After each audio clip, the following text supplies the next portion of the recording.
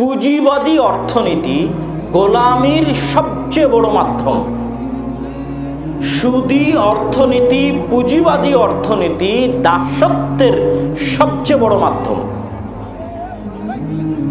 এই পুঁজিবাদী এবং সুদী অর্থনীতি কেন দাসত্বের সবচেয়ে বড় মাধ্যম, আমি সংক্ষিপ্তভাবে আপনাদেরকে বোঝানোর চেষ্টা করব। যারা একটু শিক্ষিত মানুষ তারা অবশ্যই ভালোভাবে বুঝতে পারবেন, যাদের অর্থনীতি সম্পর্কে জ্ঞান আছে তারা আরও ভালোভাবে বুঝতে পারবেন, আর যারা বুঝতে কষ্ট হবে তারা যতটুকু বোঝার সম্ভব ততটুকু আপনারা বোঝার চেষ্টা করবেন। ইসলামী অর্থনীতির মূল ভিত্তি হচ্ছে টাকাকে তার গতিতে চলতে দাও। আজকে আমরা যেই নদীর উপর বসে আছি, যেই নদীর চরে বসে আছি, নদীর পানির নিজস্ব গতি আছে, নিজস্ব স্রোতের গতি আছে। আপনি যদি নদীর পানিকে তার গতিতে চলতে না দেন, নদীর পানিকে নিজের ইচ্ছা মতো খাল, নালা, বিল, বাঁধ, ড্যাম তৈরি করে নিজের ইচ্ছা মতো কৃত্রিমভাবে ব্যবহার করার চেষ্টা করেন, তাহলে প্রকৃতি ক্ষতিগ্রস্ত হয়, নদী ভাঙ্গন বেশি হয় এবং বন্যা বেশি তৈরি হয়, প্রাকৃতিক দুর্যোগ বেশি দেখা যায়। এই জন্য নদীকে তার গতিতে চলতে দিতে হয়। ঠিক নদীর মতোই টাকার নিজস্ব গতি আছে। টাকার নিজস্ব গতি কি? আপনারা কথা না বলে আস্তে আস্তে কাজটা সারার চেষ্টা করেন। টাকার নিজস্ব গতি কি? টাকার সবচেয়ে বড় গতি হচ্ছে কাজ করে টাকা ইনকাম করতে হবে। একটু বুঝেন, সহজ কথা একদম। টাকার নিজস্ব গতি হচ্ছে কাজ করে টাকা ইনকাম করতে হবে, তথা বসে থেকে টাকা পাওয়া টাকার গতি নয়। আমি বসে আছি আর আমাকে একজন এমনি এসে 500 টাকা দিয়ে গেল, এটা টাকার গতিকে নষ্ট করে দিবে। কাজ করে টাকা নিতে হবে, এটা হচ্ছে টাকার নিজস্ব গতি। এবার যখন সুদী অর্থনীতি প্রয়োগ করা হলো, তখন টাকার গতিকে বাধাগ্রস্ত করা হলো। টাকার গতিকে কিভাবে বাধাগ্রস্ত করা হলো?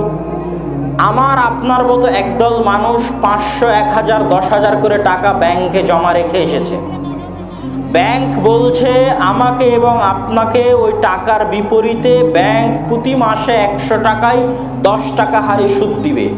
আমাদের এখানে যতজন মানুষ আছে তাদের সবার টাকা চাঁপাইনবাবগঞ্জ ব্যাংকে 500, 1000, 1 লক্ষ করে জমা করলে 1 কোটি, 1000 কোটি টাকা যদি হয় ধরলাম, তো ওই 1500 কোটি টাকা ব্যাংক আবার আর 5-10 ব্যবসায়ীকে লোন দিবে। ওই 5-10 ব্যবসায়ীকে তারা বলবে তুমি আমার কাছ থেকে টাকা নেও, তবে প্রতি মাসে তোমাকে 100 টাকায় 20 টাকা সুদ দিতে হবে। তাহলে ওই ব্যবসায়ীর কাছে ব্যাংক 100 টাকায় 20 টাকা সুদ নিল, আর আপনাকে 100 টাকায় 10 টাকা সুদ দিল, মাঝখানের 10 টাকা ব্যাংকের লাভ। এটা হচ্ছে পুঁজিবাদী অর্থনীতিতে ব্যাংকিং সিস্টেমের মূল ভিত্তি। ব্যাংকিং সিস্টেমের মূল ভিত্তি হাজার হাজার মানুষের কাছে টাকা নিবে, নির্দিষ্ট কিছু ব্যবসায়ীকে টাকা দিবে, ব্যবসায়ীর কাছে উচ্চ হারে সুদের লোনের বিপরীতে টাকা নিবে, সুদ নিবে, আর ওইটার চাইতে কম হারে সুদে গ্রাহককে মুনাফা বা লাভ বা ইন্টারেস্ট দিবে। আর মধ্যের ইনকামটা ব্যাংকের ইনকাম, সেই ইনকাম দিয়ে ব্যাংকের কর্মচারী, ম্যানেজার, কর্মকর্তা, কর্মচারী তারা চলবে। এটা হচ্ছে সিম্পল মূলনীতি। এখন এই ব্যাংকিং সিস্টেমে কি ঘটলো? ব্যাংকিং সিস্টেমে দুইবার টাকার গতি বাধাগ্রস্ত হচ্ছে। এক, যখন এই টাকার বিনিময়ে আমি বসে থেকে টাকা নিচ্ছি তখন টাকার গতি বাধাগ্রস্ত হচ্ছে। কেন? ওই টাকাটা আমি একটা জিনিস, একটা কলম কেনার বিনিময়ে যদি টাকা নিতাম তবুও টাকার গতি ঠিক থাকতো, যে একটা পণ্য একজনের হাত থেকে আরেকজনের হাতে গেল তাই আমি টাকাটা পেলাম, আমি একটা কাজ করলাম তাই আমি টাকাটা পেলাম।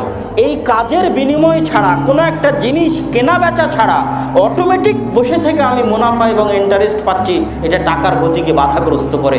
সামগ্রিকভাবে গোটা সমাজের টাকার গতিকে, গোটা দেশের টাকার গতিকে, গোটা পৃথিবীর টাকার গতিকে।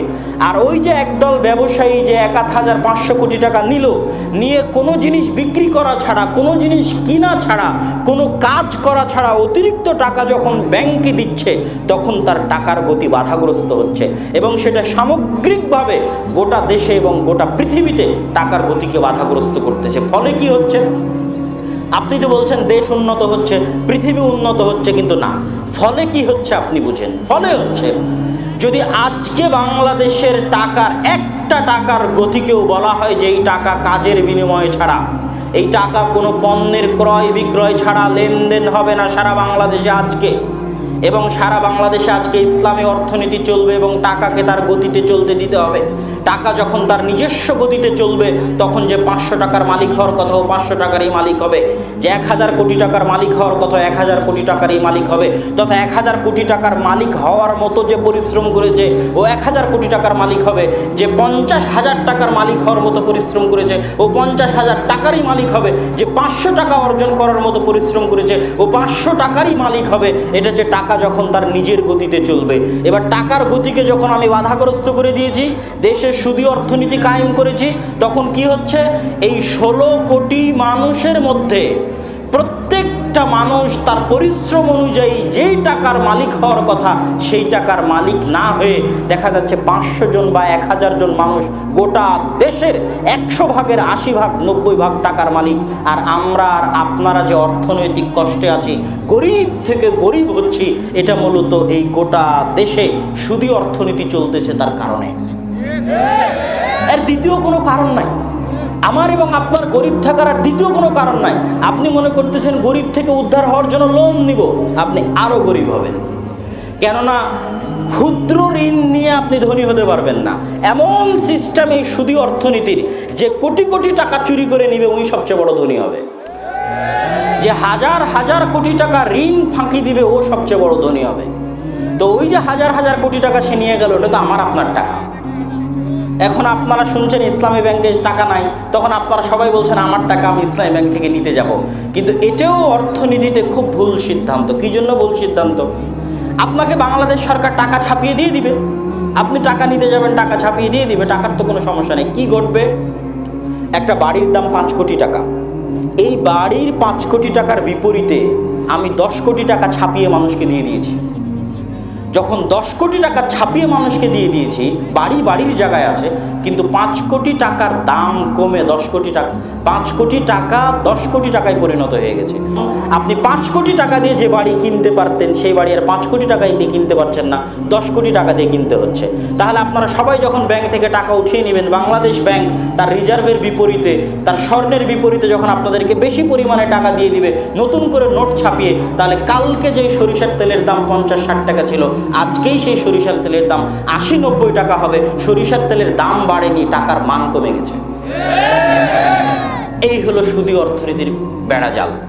এই সুদী অর্থনীতির বেড়াজালে আমাদের দেশের মানুষ গরিব থেকে গরিব হচ্ছে, আর আমাদের দেশ অন্য দেশের তুলনায় গরিব থেকে গরিব হচ্ছে।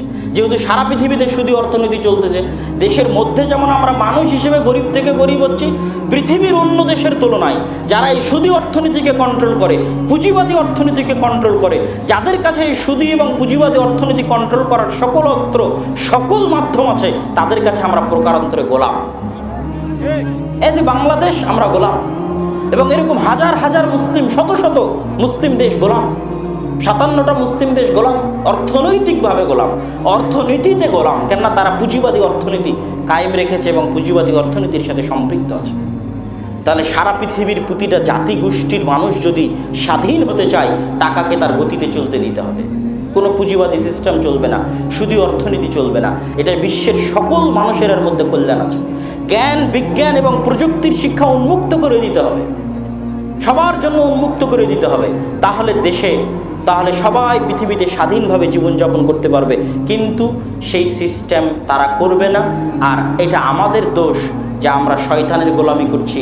জুয়া, মদ, তামাক, তারপরে মোবাইল, ফেসবুক ইত্যাদি নিয়ে আমরা আমাদের মতো ব্যস্ত আছি, তথা আমরা আমাদের মতো আমাদের গোলামির জীবনকে আরও লম্বা করছি, আরও সামনের দিকে এগিয়ে দিচ্ছি, এবং আমাদের গোলামি ভয়ঙ্কর থেকে ভয়ঙ্কর হবে, জঘন্য থেকে জঘন্যতার পর্যায়ে চলে যাবে যদি আমাদের অবস্থা এই রকমই থাকে, পরিবর্তন না হয়। তখন একদিন যদি আপনি রোহিঙ্গাদের মতো হন, কোনো কিছু নিজেকে দোষ দেওয়ার কিছু থাকবে না।